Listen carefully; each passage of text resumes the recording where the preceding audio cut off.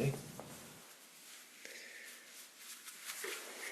Good evening, and thank you for joining us for our special live stream event, a conversation about faith, family, and finance. I'm Chris Kondracki, the founder, chief investment officer, and a portfolio manager at Kondracki Advisory.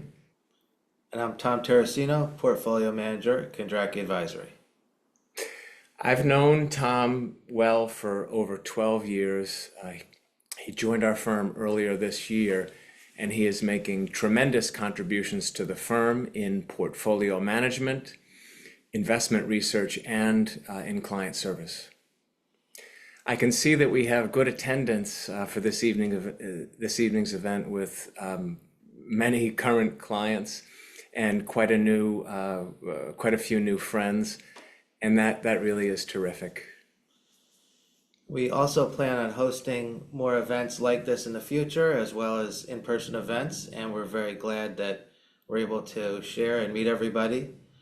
And, we have a lot of material tonight that we hope that you appreciate, and some things that are very hopeful and encouraging, as well as a couple of things that might be challenging, and hopefully a lot of things that are very interesting. And we'll share some scripture, and then we'll also tie all that into the work that we do, and we believe those things are all very related.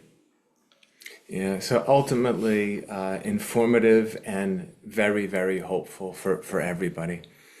As most of the attendees know by now, I began playing the cello at the age of 7, and as I was introduced to the music of Johann Sebastian Bach at an early age, and I have been playing his music for many, many years. But it wasn't until 2010, about 2 years before starting my own investment advisory firm, that I discovered what Bach had said and believed about his music and its purpose. For me, this was a life-changing moment that impacted all aspects of my life: my faith, my family, my work, and the decision to start my own investment management firm after working for more than 25 years at several very large and well-known financial services firms. So, what did Bach say that was so impactful for me and for so many others, I would imagine?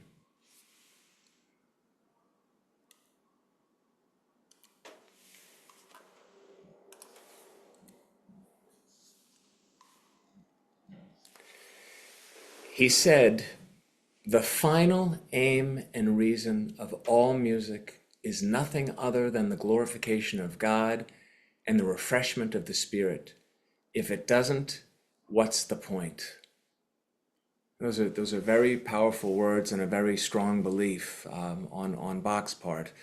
But now, as we contemplate his words and their relevance to our lives and individual situations, I'd like to play the prelude for you from Bach's first cello suite in G major, and I hope that you really enjoy it.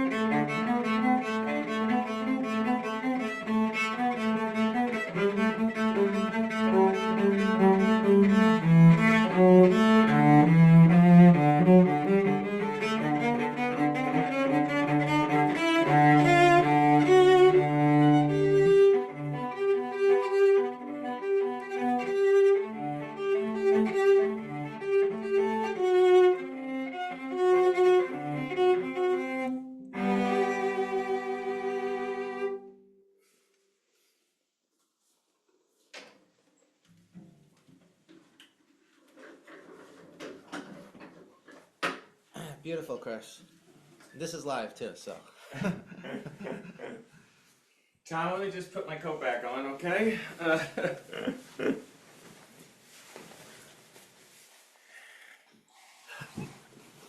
The final aim and reason of all music is nothing other than the glorification of God and the refreshment of the Spirit. If it doesn't, what's the point? So the final aim and reason of that phrase, if you fill in the blank, you could think of a lot of different things, and some that are more important to music, like our family, relationships, work, and other things. And so we would ask you to consider the subject of how and why we invest our money.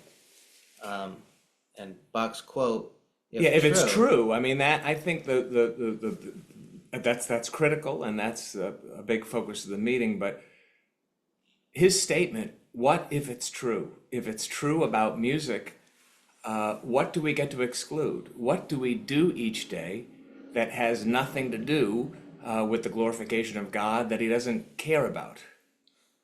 And Tom, mentioned, and I think we can all agree, music's really important. And a lot of us really love music. I think some of us on the call even do it for a living, which is a beautiful thing. But as Tom mentioned, there are many more important things in life than music. Our families, our relationships, our work, and then perhaps how we invest, which is one of the things that we'll talk about and we'd like you to consider. So Bach's quote, if true, brings up life's biggest questions. Yeah, if it's true, I mean, this is big stuff. Ultimately, the biggest question is, who am I? Why am I here? And what is my purpose? So who am I? Why am I here? What is my purpose? And the Judeo-Christian tradition, teaches us that we're made in the image of God. Everybody's in his image and likeness. He gave us our souls, and we have free will. And those are all beautiful gifts. Yeah, I mean, I think that's the foundation of Judeo-Christian teaching, that and it relates back to like what Bach was a man of strong faith, and so his statement that the entire purpose of music, is the glorification of God. Well, he believes, and we believe, certainly, that we are made in the image and likeness of him. And his greatest gift to us is he gave us immortal souls. But like any kind of loving relationship, that's the greatest gift, of course. But he gave us free will, so we have a choice. And Pope Benedict said that each of us is a result of a thought of God. Each of us is willed, and each of us is loved, and each of us is necessary. So we can all reflect on that for ourselves, as well as those around us. And St. Augustine said, "You have made us for yourself, O Lord, and our heart is restless until it rests in you." And I don't want to talk too much here, but if I could just go back to That's what you're here to do. So yeah, thanks. we're here to talk. You know me well, Tom. So, but Pope Benedict XVI, I mean, if we could just, everyone that's with us at this event, just, I don't want to be corny and say, stand, look, stare at your hands, look at your hands and but if we could just contemplate it for a second, the possibility that each of us, every single one of us here tonight, is the result of a thought of God. Each of us is willed, each of us is loved, and each of us is necessary. And this is like God's creation of us. It's not like a one and done, like God proving to himself, hey, I think I can make a man and we'll just kind of let it go. What this is saying, if it's true, is that it's the creation is just the start, that he created us, he loves us, he has a plan for us, every single one of us. And that is, I mean, that's pretty overwhelming a little. It's It's an deep. unbelievable, yeah, and Very then, deep. and, yeah. And we also have to consider, what does that mean for how we treat God and how we treat others? And then, so the Ten Commandments is a pretty good place to start if you consider that these are over 1,000 years before Christ, and they haven't been changed. They haven't gone anywhere. They're still here to guide us, and they Yeah, haven't. imagine that. I mean, imagine, so if you think about our schooling, and in particular, like history classes, so much of those textbooks and those books, and these books go back to, you've got history from medieval times, and I mean, there's everything. And it's so much of it has changed. So much of it has changed, but yet here you have this book that has been unchanged, not an iota, not a dot, for thousands of years. So it was so fiercely protected by people, okay, and not changed, and perhaps divinely inspired. That could be, to me, the only explanation for it. So that's a good starting point. But go ahead. I'm sorry. Yeah, and so there are a lot of thou shalt nots in the Ten Commandments. Everybody knows that, but they're really given to us out of love, and because you can see in the same way that you would give a child guidance in some way, you're not trying to guide the child to stop them from having fun or something. Your goal is to help the child, to guide them in the way that they should go, and to help them live a good life. And so that's really what the Ten Commandments can help us to do. If we're created by God, loved by God, willed by God, and so He gives us, you make a good point about thou shalt not, don't do this, don't do that. But if we're created out of love for love, right, made in the image and likeness of God, God gave us the commandments because He loves us, because He wants to be closer to us. So even if it's don't do this and don't do that, it's because I want you to reside in me, and I love you. So it's a really, it can be a challenging thing in certain ways, but it's a loving, helpful, I think, very beautiful thing.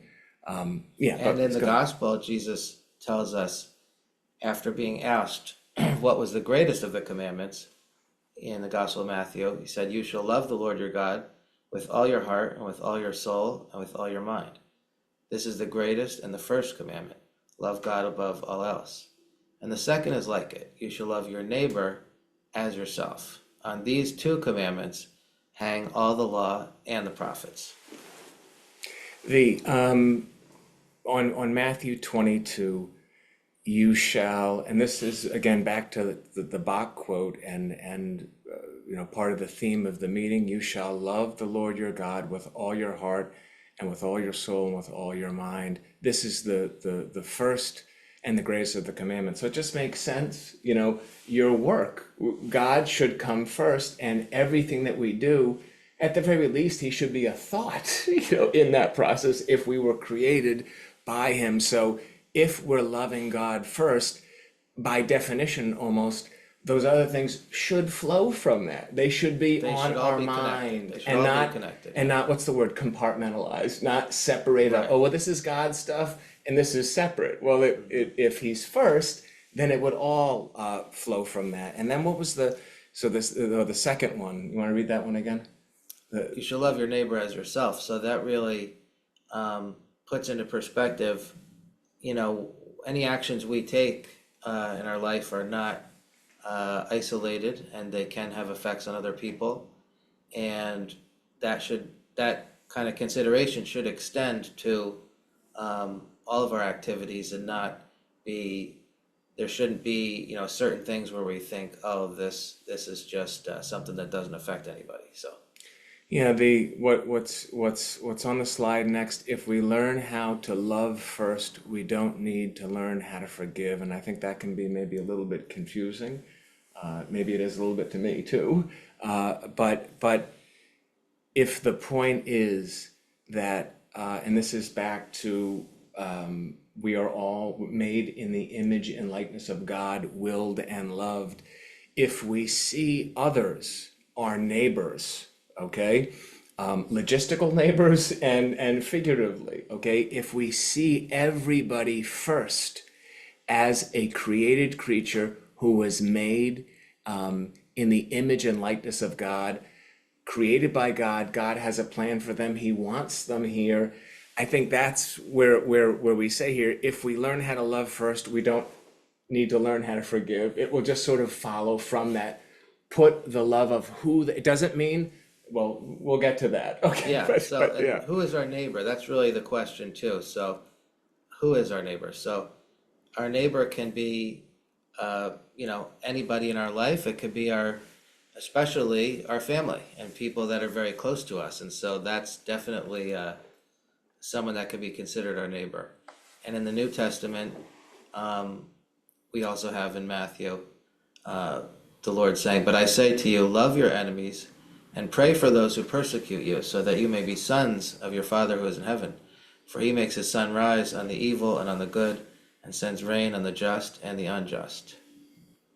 But I say to you, love your enemies and pray for those who persecute you. And I don't want to make a joke about that one, okay? But that's not, love your enemies. This is not easy. This is the challenging part. This is I don't think, and I think this is the teachings of Christianity, it's not saying like your enemies. It's not saying agree with your enemies. It's not saying vote politically for your enemies, okay? It's not saying that, but what it's saying is wish good for your enemies, right? Pray for your enemies, love your enemies for who they are. And it's beyond this. I'm going to use the wrong words here, but this is a major mindset change. And this is back to this idea of if you learn how to love first.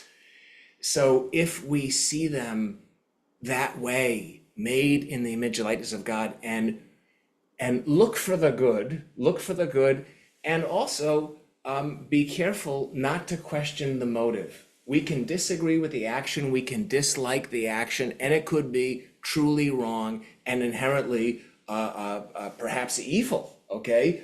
But we need to be careful not to question the heart and question the motive. Yes, the act. And again, I could spend a just lot of going time on back this, to but it's, that we're all made in his image and likeness. So the sun rises on the evil and the good. And so he gives us that same opportunity to respond to him and to encounter his grace.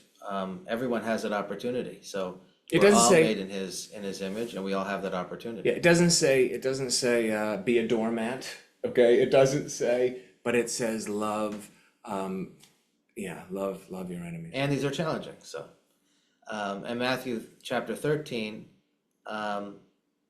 is a passage that really challenges us to consider how we respond. So,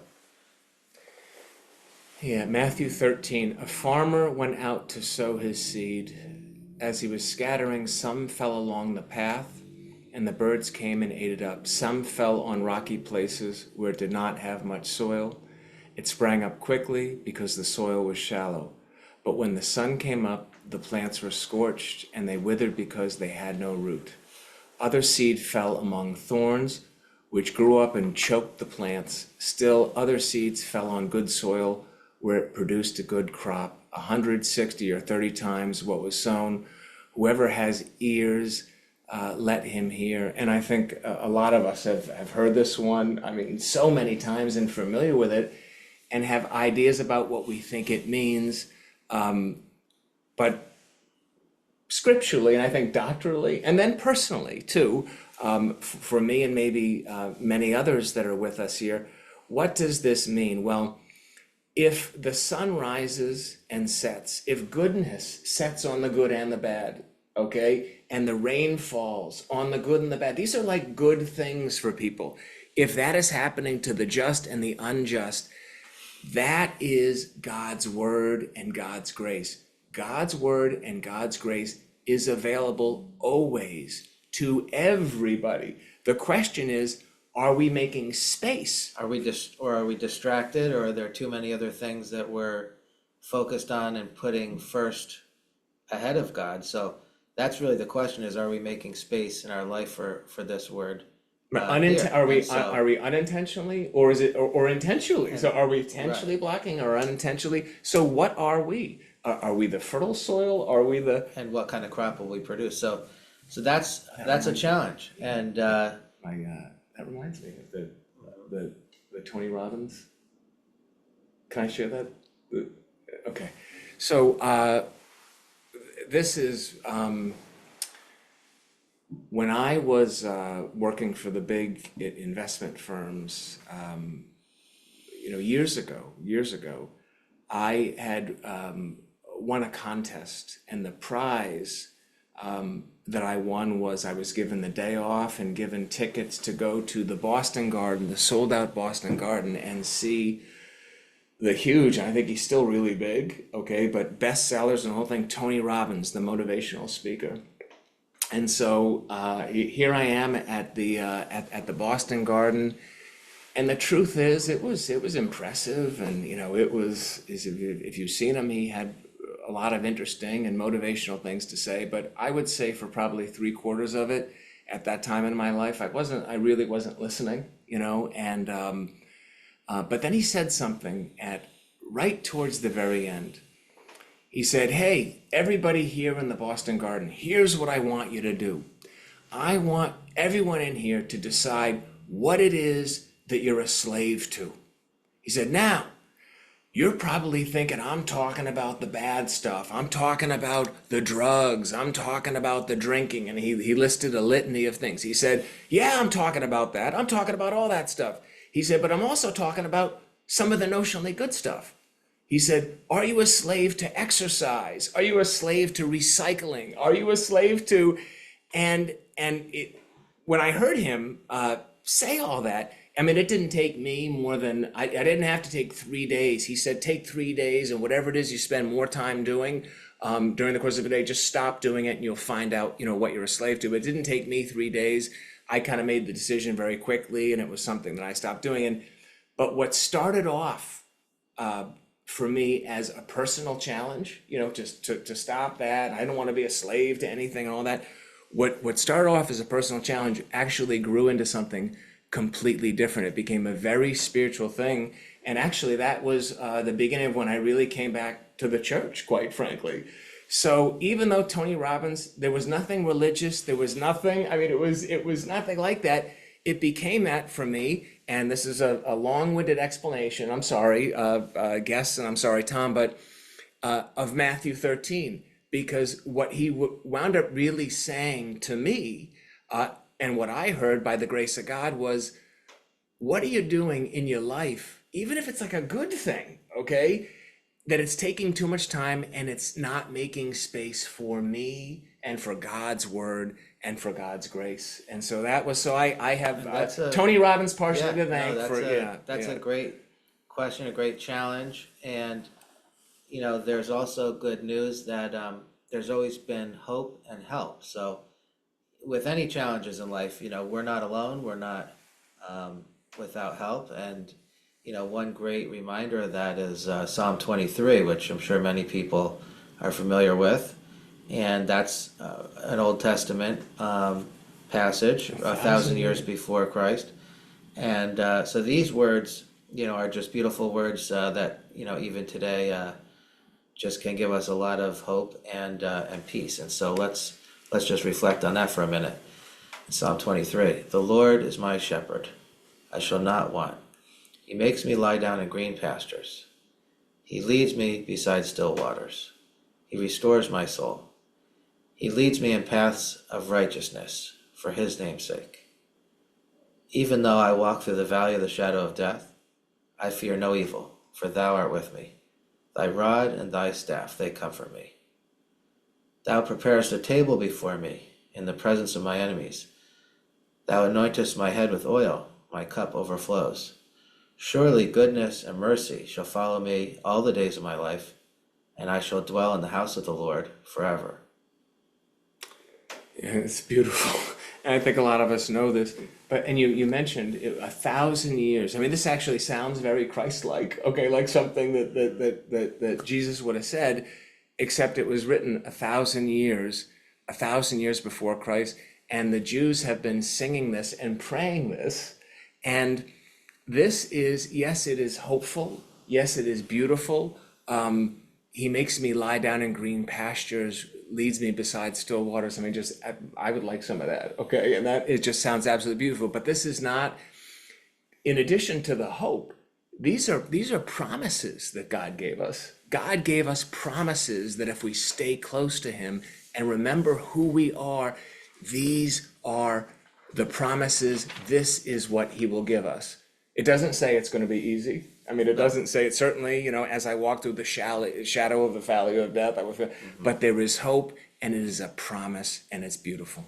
And there's more hope than that. That's not all. So a little bit more on this, couple other beautiful verses to reflect on. So this is from the Gospel of Matthew. Come to me, all you who are weary and burdened, and I will give you rest.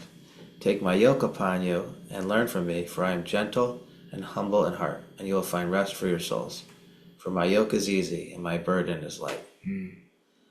So we can really just reflect on the surrender and trust. That takes trust, to trust in God and to, Are you ever and that's weary? the way that we can, Are you ever weary? on occasion. We can't. I think everybody can think Right. of I a don't, time we that can't they have were a weary. we can't have an audio dialogue I think- with the participants. But is anybody on this in this meeting? Do you ever feel weary and burdened?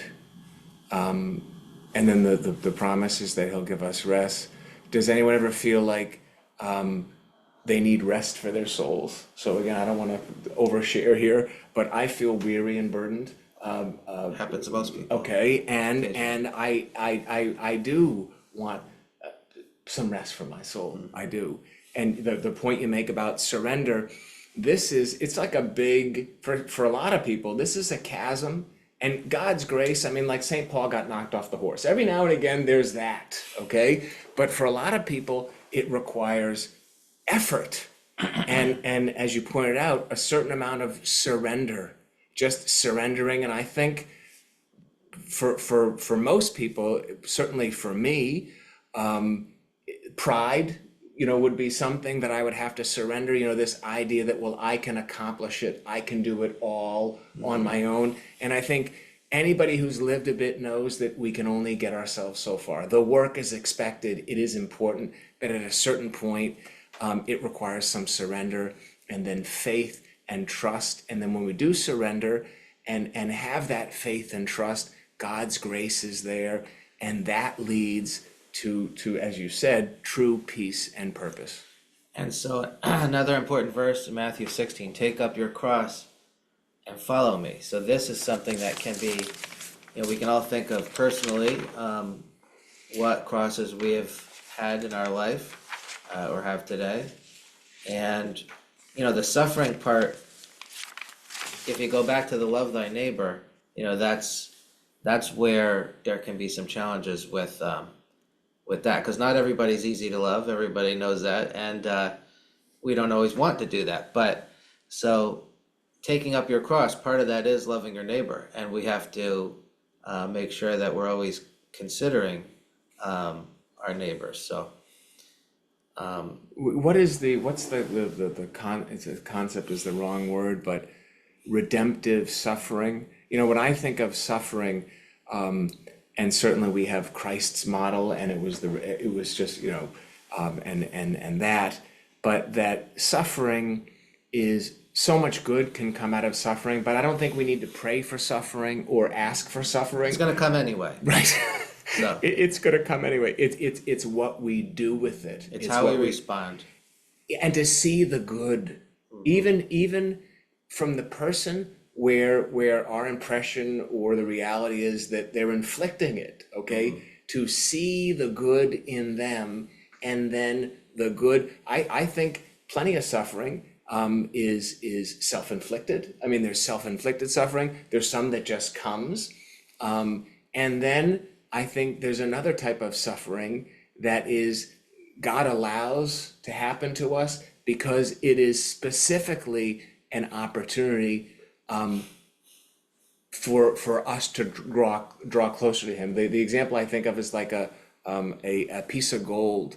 I don't know who in the meeting has seen a raw piece of gold, just come out of the earth, but it's not that pretty. Okay, it looks like a rock, but when it's put in the fire and tried in the fire, right, and it suffers in the fire, it comes out as one of the most beautiful things. And I think that's what we are. We are all pieces of gold that way. And we also can look at Romans chapter 5. St. Paul says, suffering produces endurance, and endurance produces character, and character produces hope. And hope does not disappoint us, because the love of God is poured into our hearts through the power of the Holy Spirit who has been given to us. So these are some very hopeful things. And just to tie all that back together, love thy neighbor. It's not always easy, and all these other challenges aren't always easy. Following the 10 Commandments isn't always easy. But there's always hope, and there's always ways that we can redeem any suffering, and turn it towards the good. And we can always look for the good. Yes, and for the people, that's an important point. And for the people that might not have strong faith, or they're struggling with it just from a practical perspective, like daily living. If you were to read Romans 5, suffering produces endurance, endurance produces character, and character produces hope. That's I think people would agree with that throughout our lives, whether it's exercise, whatever it is, suffering does produce endurance. Endurance produces character, and character produces hope, and hope does not disappoint. But again, we can only get ourselves so far. And this is part of the promise to this other verse from St. Paul. Eye has not seen, ear has not heard, nor has it so much as dawned on man what God has in store for those that love him.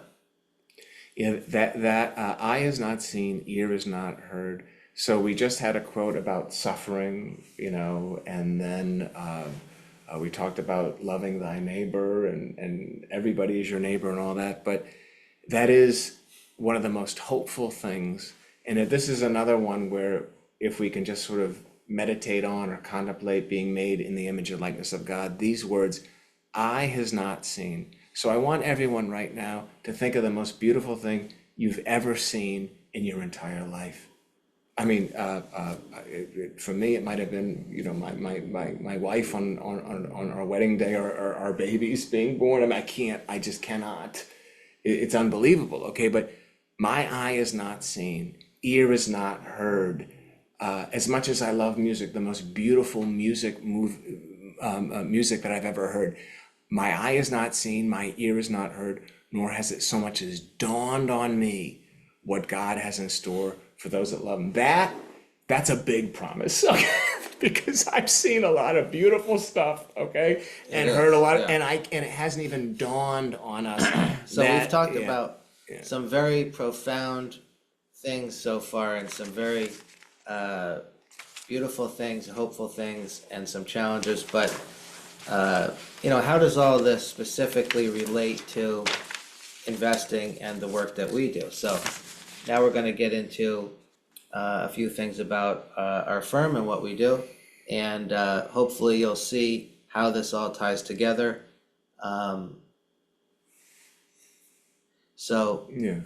Chris, you started the firm in 2012. In 2012, I started. I told you the Tony Robbins story, but and that was in my 20s.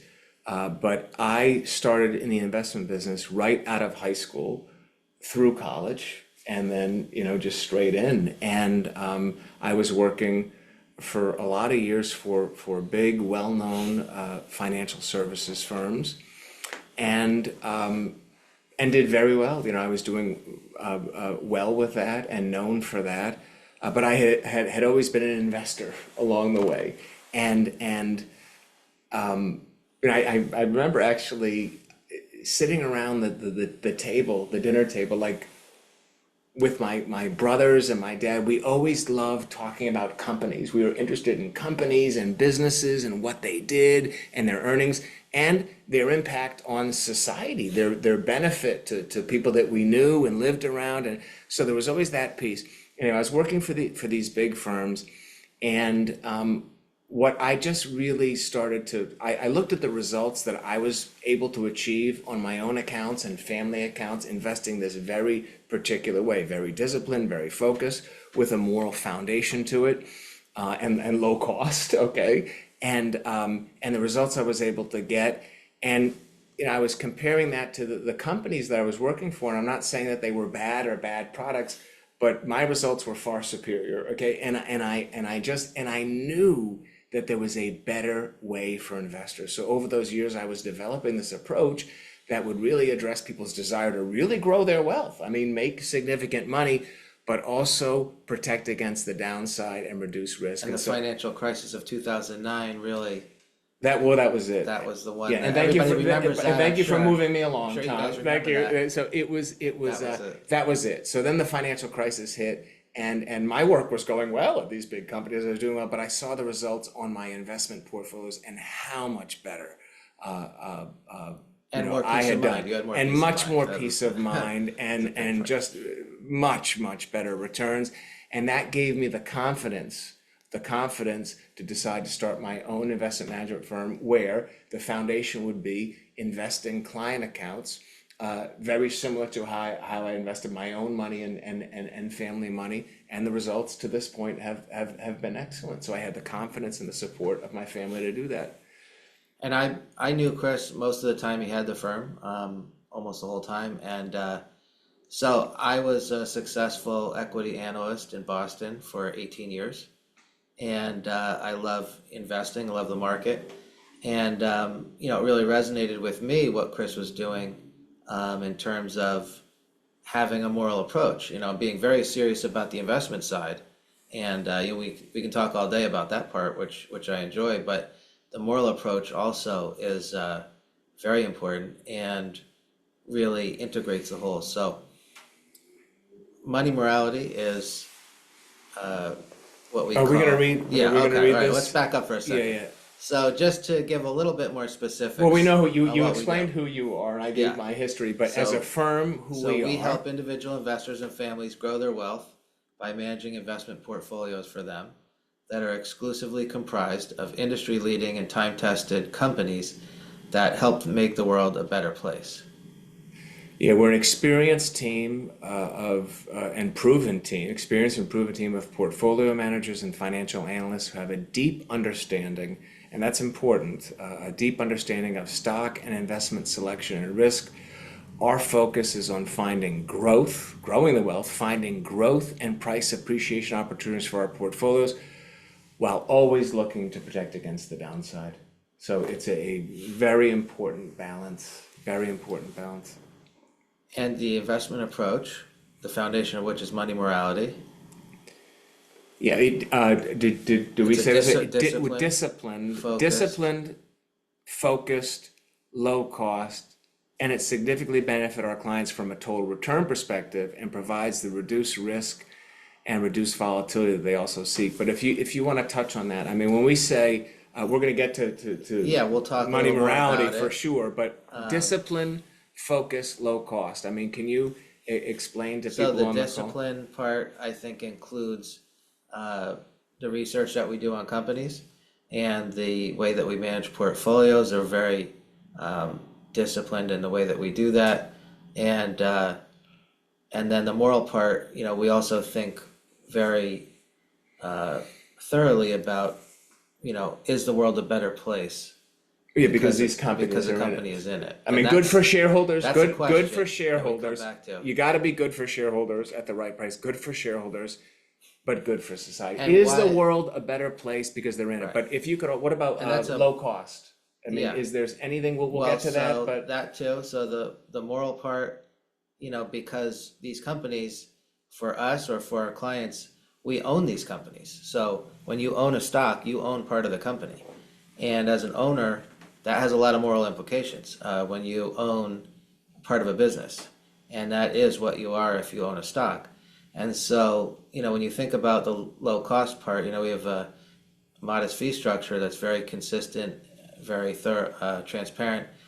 And, when you compare that to, index funds, for example, they don't have the moral component, right? Because you own every company. So if you own every company, you're probably going to own some companies that are in businesses that you don't really support morally what they're doing. So that's, Well, you don't have a that's choice. challenge. You own every You don't, company, so. and you might own large percentages of it, whether you want. But the fact is, there is a choice for people. There is a choice. But on the cost thing too. I mean, I've always said it's a fair fee, but our total cost to invest through our firm is low compared to industry averages. If you actually look at how people, The what they typical really advisor pay through an advisor, and mutual funds. through right? mutual funds, it's significantly lower, and that's part of money morality too. I mean, Right. the keeping the fees And low. so we manage individual accounts for our clients that have individual stock holdings and not mutual funds and ETFs. So Yeah, but can I make one other point too? Back to scripture, is you remember the story about the poor widow who she gave out of her poverty, and Jesus says, and he compared that to somebody who gave out of their abundance.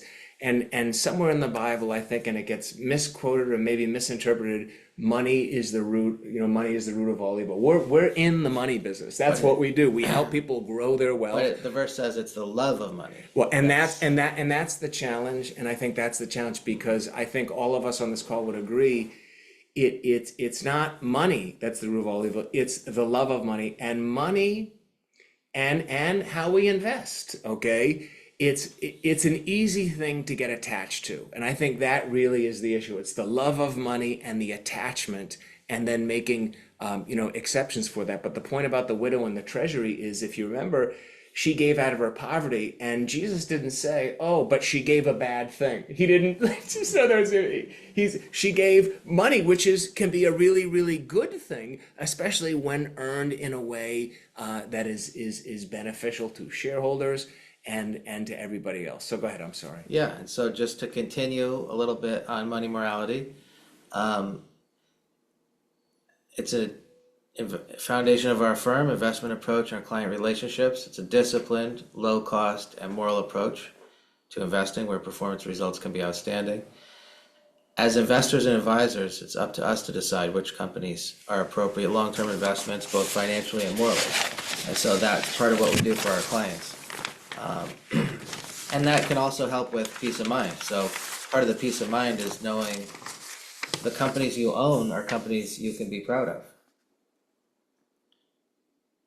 Yeah, did you mention utilize, yeah, so a rigorous financial and moral screening process. I mean, the financial screening process, and that's the valuations and all the work that we do, heavy work Right. on investment analysis.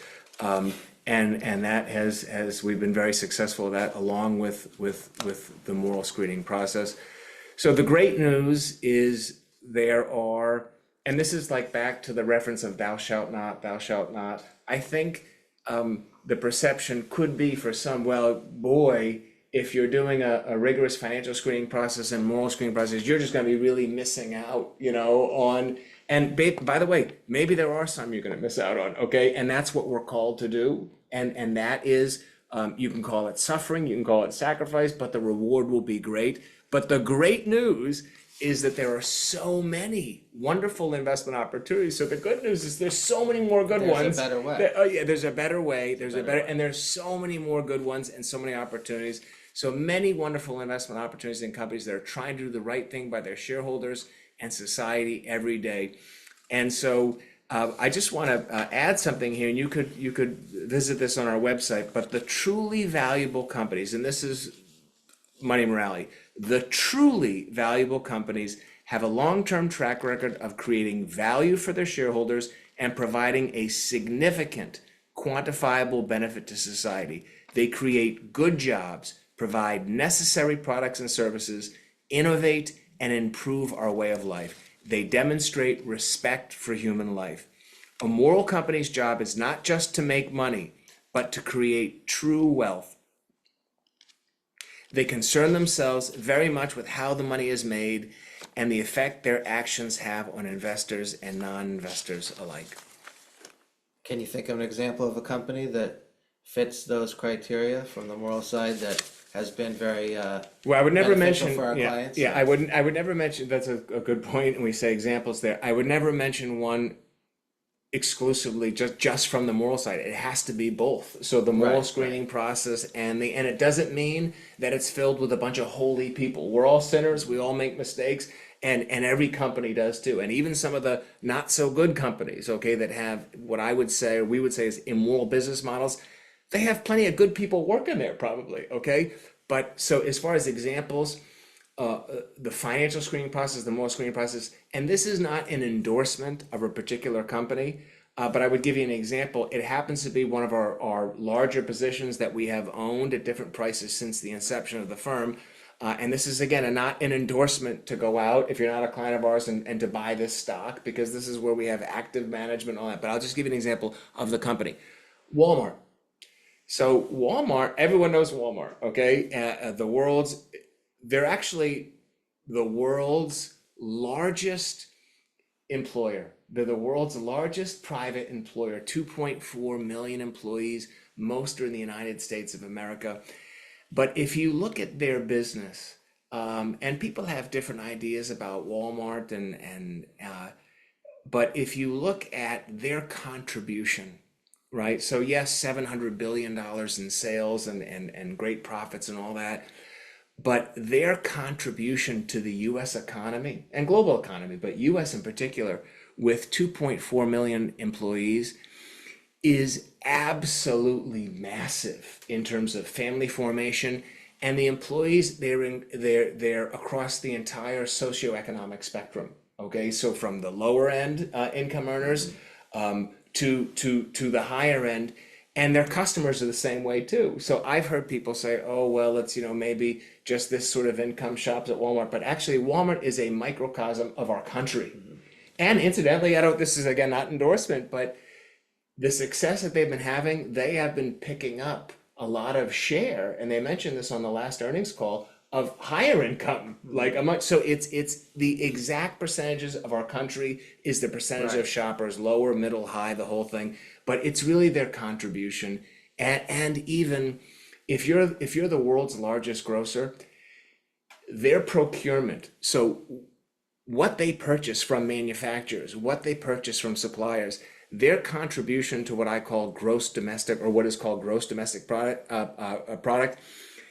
Some companies, their contribution to US gross domestic product is like virtually all their corporate profits. With Walmart, it's wages, it's cost of goods sold, it hits, yeah. And that's a great example of Yeah, a company yeah. you can feel good about owning. And if it's in your portfolio, you At can the right feel price. at the right price. So that goes back to the investing part. So, we spend most of our time on, on the investing part, obviously. This presentation's focusing on, a lot of different aspects. But Can you mention a few the other investment sectors? part, we wouldn't want to bore you with that, but we do a lot of financial analysis, and that's what Can you mention what I some enjoy other? doing. And when I was joining the firm, actually, that's something that I really admired a lot about Chris, is just how good he is at that analysis, and he has an intuitive sense of it and the financial side of it. So And that was the other, and what Tom brings, the massive expertise that Tom has brought to the firm.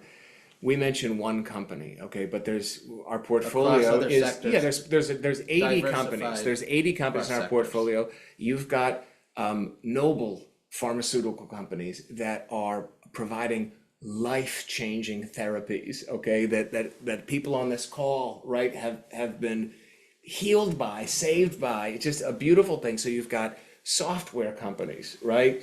You've got healthcare companies, you've got industrial companies. We've got 80 of them, that the world is a better place because they're in it, and they're also all growing and profitable. So they not just pass, they excel the rigorous financial screening process and the moral screening process, because the world is a better place because they're in it. So just to wrap up on that for 1 second on money morality, if each person is made in the image of God, then, and if we truly own these companies, then we do have to consider very carefully, can we be proud of the companies that we own, and are they doing things that benefit society or not? And Truly. and that's something to reflect on for everybody. And on the performance side, Chris, you can share the firm's performance going back over 12 Well, years. for those of you that are on the call, that are Some are clients of clients, some are ours, not, yeah, plenty of clients, our composite total return has averaged a positive 10.42% per year after fee, and after fees, and that's after fees, that's net, and that's going back to the inception of our firm in 2012. Our excellent total returns have been achieved with nearly half, and this is important. So 10.42 average annual return, with nearly half the volatility of the stock market and with reduced risk to principal. So what that equates to is we have generated what's called superior risk-adjusted returns over every measured time frame since the inception of our firm. So we specialize in investment management, but we also provide free financial planning services for our clients, and we can help clients with their insurance needs. And in all areas, we strive to perform with excellence and with a personal touch. Yeah, so when I started the firm in 2012, the firm has grown because of results. And then, of course, through the results and through the personal touch and the client interaction and what we offer, which you mentioned, referrals from clients, the firm's grown considerably. And we manage investments for a diverse group of investors throughout the United States, including, but not limited to, many former colleagues. So many of my former coworkers, a number who are on this call from years ago, they became clients. You know, they trusted, they started, and then referred friends and family members. So that's makes me feel good. But many former colleagues, friends, family members, business owners, professional investors, and so many others to whom they have referred us. And So ours is not the only way to invest, but we truly believe it is the better way to help our clients achieve their financial goals and objectives in a moral way and with the peace of mind that they seek. And really, it's a major contrast to the average investment or financial advisor, if you will, in terms of the fees and the focus and just knowing what you own. So a typical person who has a financial advisor is paying a higher fee in mutual funds. They don't even know what companies they own, but they actually do own them. So well, by the way, your portfolio could have 1,000 stocks in it if you own a bunch of different funds. So, but to put the point, and this is what the conversation we've been having, but plenty of people probably don't care what they own. They just care about the returns, Right. and we care about the returns a lot, okay? But the point of all this is that we are called to care about what we own. And when you're an investor, whether it's in a fund or an ETF, this idea that you don't own it, no, we are owners of those companies. We are helping those companies as a shareholder, and we are sharing in what they do. So if we don't care, maybe we should care, or at the very least, just be thinking about what we own and can I be proud of what I own and what the company stands for and what their actual contribution is. We certainly want them to be profitable. We certainly we demand it. We demand it in our screening process. So we have two model portfolios. So the return figure on the last slide is from the value and prudent growth portfolio on the left side, and that has a 12-year track record. And That's through June 30th. Right. So the numbers I shared before are through the end of last Right, month. So this slightly is different, yeah, yeah. our returns have even gotten better. Right. Yeah.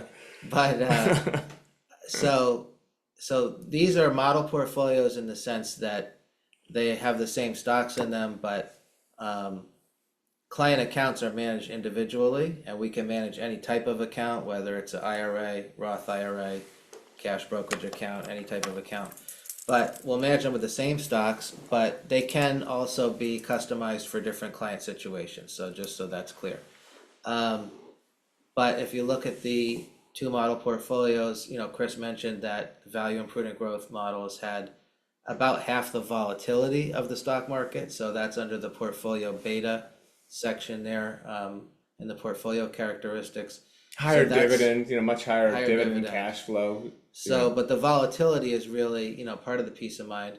But on the prudent growth portfolio on the right, this one's a little more focused, smaller number of stocks, and a little more focused on growth companies that have higher long-term growth opportunities. And they're all high quality businesses. So the stock prices should move around a little bit more than most of the value stocks, but the long-term opportunity should be significant. And they're all high quality businesses. Well, you'd They're high quality expect, business with you'd cash expect, flow yeah. and with huge competitive advantages. And so that's what we look for. Well, you're managing it for a higher return. It might be a little bit more volatile, but good companies, terrific companies. And I've been told by clients, and we have been told by clients, that the two portfolios, it's really prudent growth is in value and prudent growth. So The those same 30 stocks. companies, yeah, the same stocks are in. It's just smaller percentages, smaller amounts. This is going to be more diversified, more conservative, certainly looking for the upside, downside protection, the significant cash flow dividend yield. But it really is, it's an unbeatable combination. And we have clients who own just value and prudent growth. And we've got clients who exclusively own the prudent growth portfolio. And the two together, it really is I don't want to use the words unbeatable combination. I think I already did, Well, but it yeah, is we a think we can powerful really- combination in We can terms really of help clients, regardless of, their investment goals. We think both of these are solutions for people over time that can help compound wealth that can then be used for charitable giving, and it can be grown in a moral way, and with companies that are industry leaders, and that we're also looking at the valuation of the companies, as Chris Yes. mentioned. So at a certain price, all of these stocks, we would potentially exit at a certain price if they were too expensive. Yeah, something So- I want to point out is and we're going to talk about it, I think, in the next slide. But so when we talk about superior risk-adjusted returns, that's generating what's called alpha, okay, which is sort of the holy grail of investing, risk-adjusted returns in excess of the market.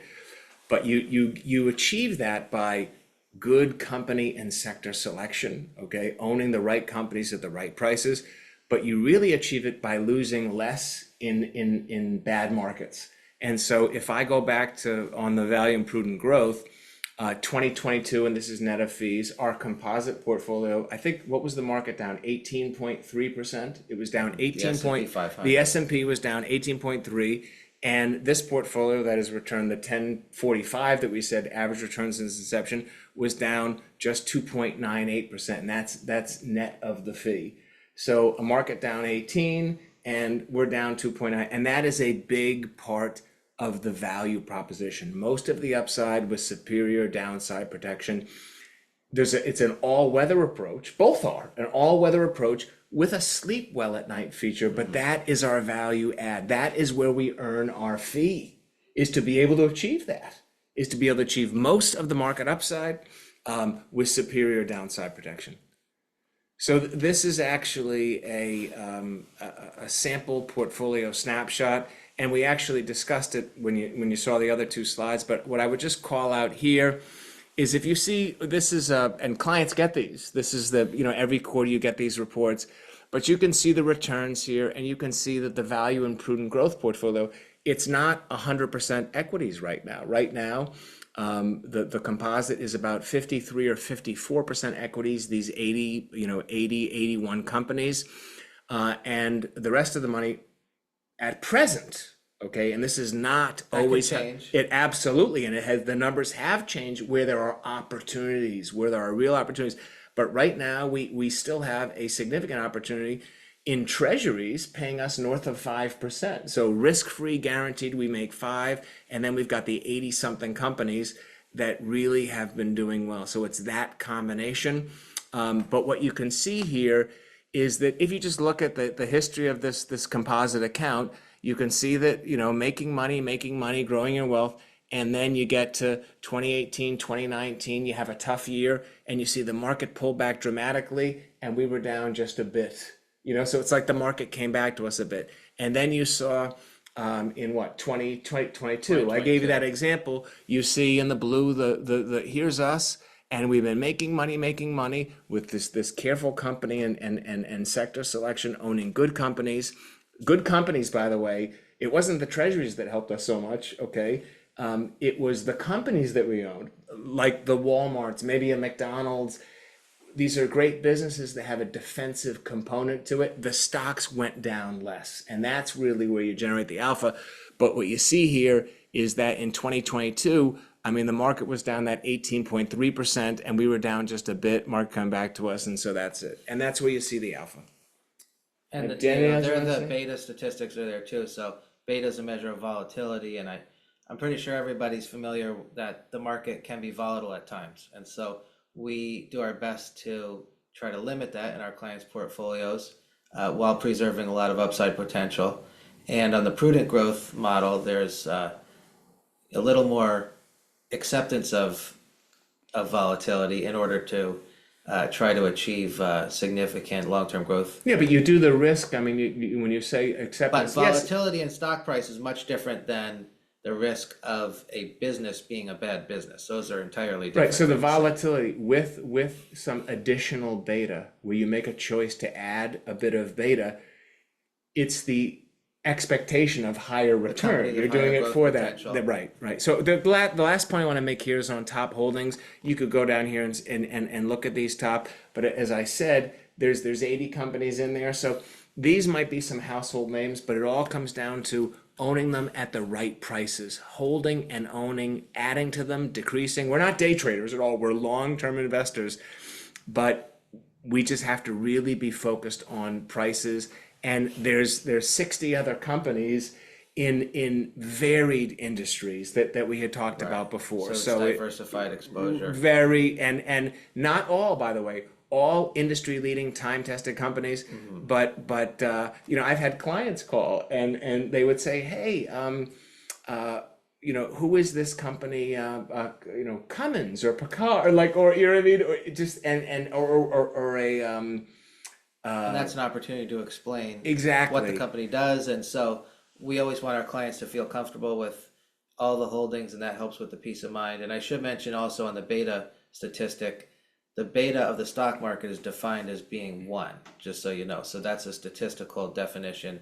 So any number below that means you're less volatile than the market. And so these numbers are a beta of 0.53, for example, on there for the last 3 years. Those numbers are significantly less than 1. right. So that, and thank you for mentioning that point. So, and this is tested in the trenches. Okay, so these are the numbers from the portfolios. But if you're running a beta of 0.53 or over FIRE's 0.59, but yet you're achieving, so if you've got nearly half the volatility of the market, but yet you're achieving 70-80% of the return of the upside, do you see where that is superior risk adjusted? So that's where those numbers are reconciled. Most of the upside with significantly less downside. So, you know. So just to start wrapping up, ours is not the only way to invest successfully, but we believe it is a better way and an approach that many investors thought was unavailable to them. Yeah, and that is of course it's not the only way, and yeah, we do believe it is the better way. The results have been there, and we believe it is a more moral approach to doing it, where we can be proud of the companies in which we're invested and what they stand for, because we know that we're owners. We're sharing in what they do and ultimately helping these companies. So disciplined, focused, moral, low cost, where, and it has been, where performance results can be outstanding. And so, yeah, I would, for those of you that are current clients of ours, or for anybody, you know, call or email our firm at any time to schedule a free consultation. I have conversations, we have conversations with so many of you, but for those of you, and they're frequent and good, but for those of you that are not clients that might have an interest, you can call or email anytime for a free consultation. We We're mentioned happy to talk about money morality or any other topic we covered today. or companies or the any companies other topic that you're interested in. right, And, or their or companies. particular financial situation, their needs and objectives, the whole thing, and that is free. Okay, it's always free on the financial planning and consultation side. so we're always available for our clients too, Yeah. and that's part of the peace of mind as well. So that's part of what we're trying to achieve. Yeah, and you can do that. You can call or email anytime, but it's an easy way to do that is just visit the website and you can just schedule or book a meeting right there. So why don't we end where we started? And do you want to read that? Sure. So Bach's quote, "The final aim and reason of all music is nothing other than the glorification of God and the refreshment of the Spirit. If it doesn't, what's the point?" Yeah, so the final aim, reason, and as you had said earlier, of dot dot dot. It could be It's- investing. You could put that in there. Right, you So you no, that's- you could put you could and it should be be. at the very least it should be a consideration, right? If God is first and we are made, created in His image and likeness, He has a plan for us. Then by definition, okay, it should be on our mind, just a thought, but also our faith, our families, our work, our relationships, everything. And then our work is investments. I mean, our work is we are what we in do. the money management business, and And I think that's also tied to family in the sense that most people, I think, intuitively, when they think about their account, they recognize it's for their family or it's going to go to their kids eventually. And so I think most people have a sense of that, and that's a really important part of it too. yeah, we've all heard the expression, God made man to work. And I think we all know that can be, people have challenges where that's not possible for them for a number of, they can't, okay? So what I believe is God made work for man. Work is a gift from God, and it's an opportunity to glorify Him. And our work happens to be the investment business. Okay, that is how we are, one of the ways that we want to try to glorify Him, at the very least, not offend Him. And it is. And in how we invest, we have an opportunity and a responsibility to glorify God, and this will bring us the true peace and joy that we seek.